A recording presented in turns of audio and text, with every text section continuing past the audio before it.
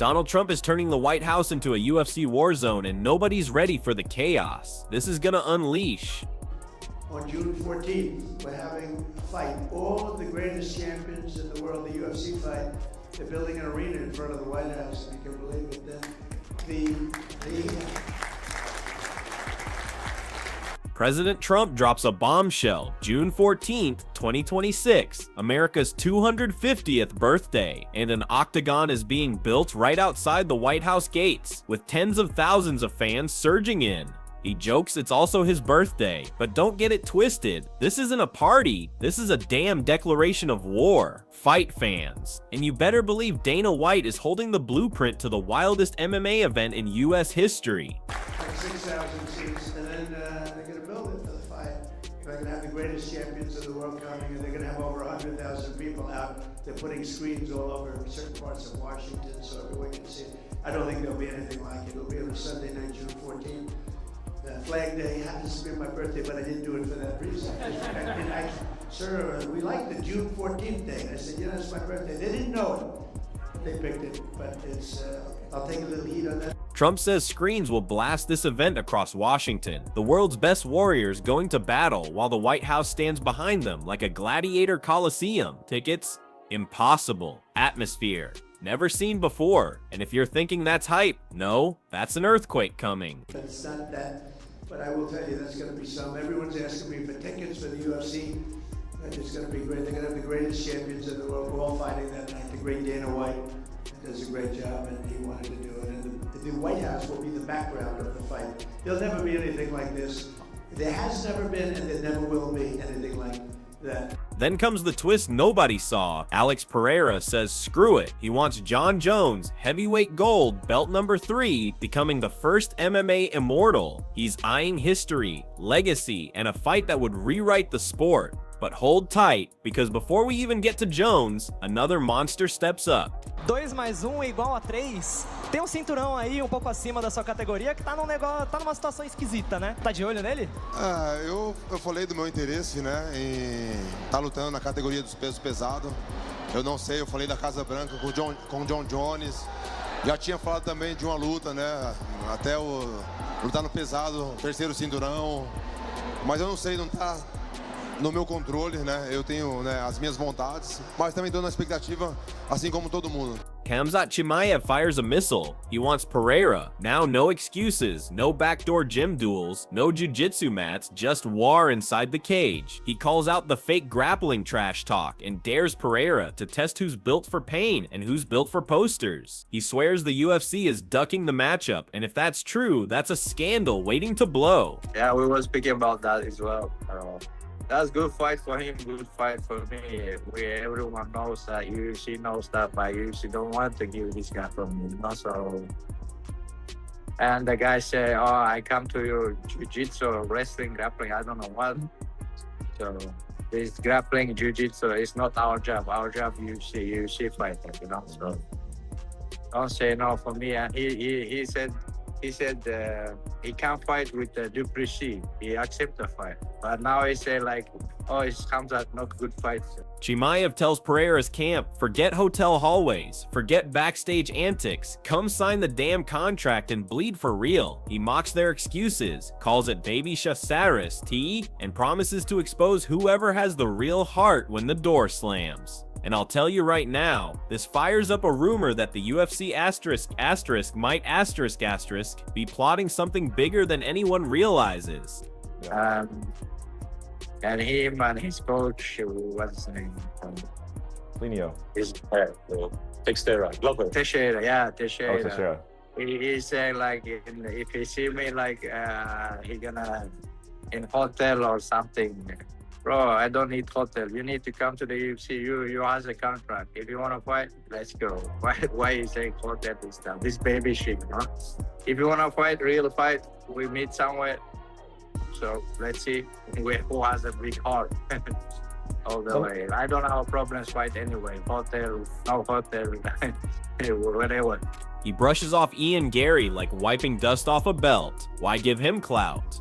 He's here to make war, not memes. And here's where I tell you, there's a name about to enter this story that will flip everything upside down. Okay. Don't bring it up. Well, I was just gonna, if you wanted to say something about that. 'cause What is that? Gary, Ian Gary. Yeah. Ian Gary. Yeah. Just why give him more hype? No problem. No problem. We can speak about him as well. He's also a UFC fighter. We make him famous. He wants it. He wants it. He want to be a corner, but we make him like, yeah. Why should we do?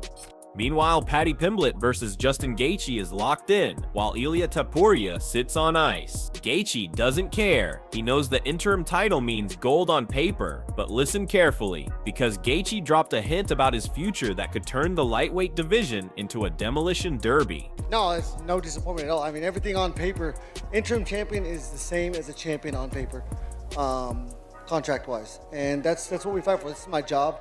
And it's the biggest opportunity for me. I didn't know a long time before they announced the fight that it was going to be Paddy. I think they were waiting to see if Ilya was going to fight, and I think that variable was kind of unpredictable. None of us knew when he was going to fight. That's what I kept telling everybody. Like, whenever Ilya fights, I want to fight. And turns out he's going to sit down for a little bit. So Paramount, this is they need Michael Johnson versus Justin Gaethje coming out party. And Paddy admits he was training for Ilia, but when Justin came calling, he switched targets with zero hesitation. He praises Gaethje, calls him a legend, and says straight up this interim belt is the championship until Ilia returns. But I gotta warn you, someone's about to steal this spotlight. Same question for Paddy. Well, I was half preparing for Ilia, to be honest. I was doing little bits in training camp for Ilia. And then, like 2 days before the announcement, I got told it was Justin. But it's a privilege to share the octagon with such a legend, and it's gonna be unbelievable to get in there with him. And as you said, until Ilia comes back, this is the real belt. People call it a fake belt all they want, but until Ilia comes back into the octagon, this is the belt. Me and him are fighting for the lightweight championship. Paddy says this will be a war, a 5-round slaughterhouse, like Gaethje versus Michael Johnson 2.0. He wants the war bonus and fight of the night, and the truth is, that might actually happen. But what Paddy doesn't know is Justin's already planning for something way bigger. I expect the war, obviously. Like, Justin Gaethje is one of my favourite fighters to watch. He's your favourite fighter's favourite fighter, and it's going to be a pleasure to get in there with him. I'd love to have a brawl for 5 rounds. As he said, him versus Michael Johnson, how he introduced himself to the UFC. I'd love to have a fight like that, but I don't think it'll pan out that way. But let's see what happens. Hopefully, I'm getting a performance bonus and a fight of the night bonus. Gaethje confesses his career's nearing the end, but he's not slowing down. Makhachev, Paddy, Ilia, he'll take any warrior as long as there's a belt in the middle. 12 fights since 2017, 11 against killers, and he's still chasing chaos like it's oxygen. yeah, it's the nature of this game. It's always like that. I thought Makhachev was calling to fight me at the time, and then he went up. They vacated. They make an interim fight, and I don't get the call. But yeah, I just stayed the course, and I've been really working hard in training and really sticking to my guns when it's come to taking the right matchups. I would have fought anybody. I would have fought Arman, I would have fought Paddy, I would have fought Ilia, as long as it was, for a belt, and that's where we're at, so I'm excited. Justin insists this isn't trash talk. It's 2 dogs locked in a cage trying to break each other in half. When the door closes, he promises to turn every fan into an animal screaming from the seats. And here's where it gets crazy, because Paddy fires back with a breakdown that shocks everyone. It's always been one fight at a time, but I would be a fool to say that this is the beginning. There's no doubt that the end is near, and I've been in some of the biggest fights ever in this company, and they continue to give me these opportunities, and so I'm so thankful for them for giving me this chance to prove that I'm one of the best in the world again. Since 2017 I fought 12 times, and only one guy's been outside of the top 5. So I've been here, I've been putting in the work, and it's a tough game, it's a crazy game. Everyone's always like, you're gonna win. I'm like, dude, it's such a crazy game. I'm gonna be as ready as I can, and I'm gonna give 100% max effort. And it is what it is. Paddy starts exposing the division. Weight issues, weak wins, sloppy careers, calling out Dan Hooker's resume so hard the arena walls shake. He reminds everyone that being good isn't enough. Being consistent is what matters. And suddenly the lightweight rankings start looking like a deck of cards someone's shuffling with dynamite. I mean, I think people will think it's trash talk, but it's just him being him, me being me, you know. If this is an entertainment business, and he's one entertaining motherfucker. So, yeah, I mean, I wouldn't mind him adding something to the story so that people want to watch. Either way, people are going to watch. I'm the most consistent, most exciting guy, and this guy is on a freaking tear right now. So when that cage door locks, we're going to try to beat the shit out of each other, and I can guarantee every person in the arena will turn into an animal, and that's my goal every time. Paddy reveals he expected Ilya in Abu Dhabi, trained for him, was ready for him, but now it's Gaethje. He wishes Ilya well, but says when he wins the belt, he's the champ, period. End of story. And that's where this whole title talk turns nuclear. Like, people talk about my last 3 wins. Yeah, it's Tony Ferguson, who was on his way out. But like, Dariush looks about 65. You know what I mean? He's got a full head of grey hair. He beat Dariush. He didn't beat Charles Oliveira. A lot of people didn't think he won that fight. On his way out of the cage, he punched the fan. Got banned. UFC probably had to pay a big fee for the fella not to sue him.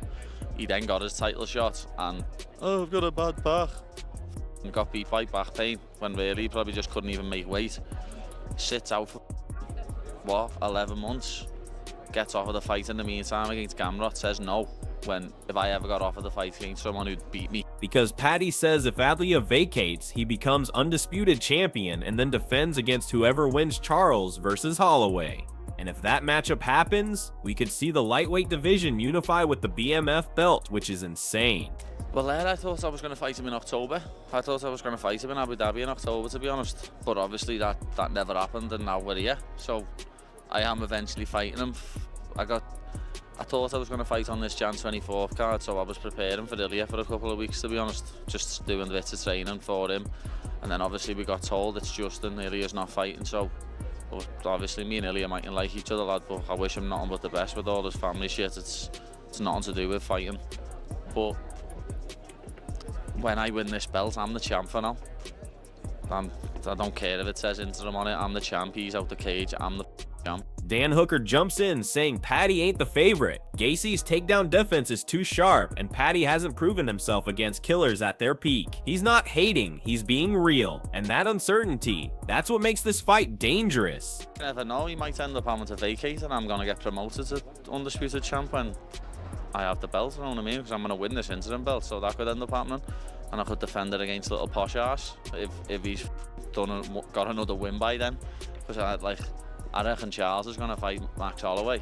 So if that happens, I could end up fighting the winner of that. So we're just going to have to see how the division plays out. So we could have like a combined like UFC lightweight BMF champion. Yeah, that'd be sick. That would be. Hooker admits security panics when he's near Paddy, but he respects Paddy's game. Smart trash talk, smart timing, smart matchmaking. And what fans don't get is fighters pick their moments like assassins, not street brawlers. And guess what? Someone's lurking in this division ready to hijack the whole damn thing.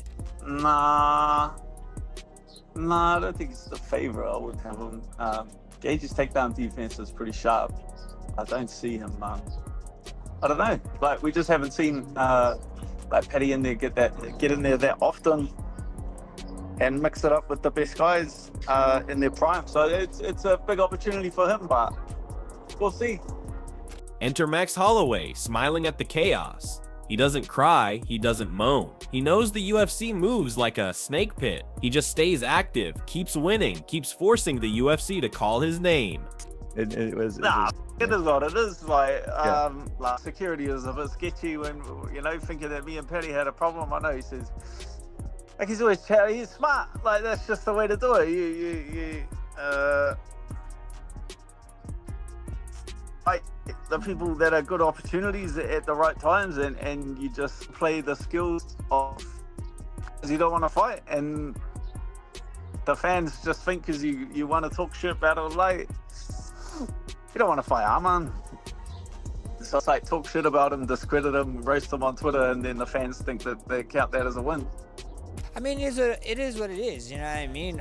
Am I going to sit here and go on top of my YouTube channel and cry about not getting it? Hell no, you know, it is what it is. This is the UFC. If you guys haven't noticed already, it's a business, and the business is going to keep on going with or without you. So you just got to go out there and get your name. You know, even with this BMF title, right? Like how you said, there's a lot of people who is like shedding on this BMF title straight up. You know, clowning, saying this, and all those guys is calling me out now for it. So at the end of the day, jokes on them. You know, with the title, it's cool. I don't care. You know, as long as I'm gonna focus on me. If I can go out there, get my hand raised.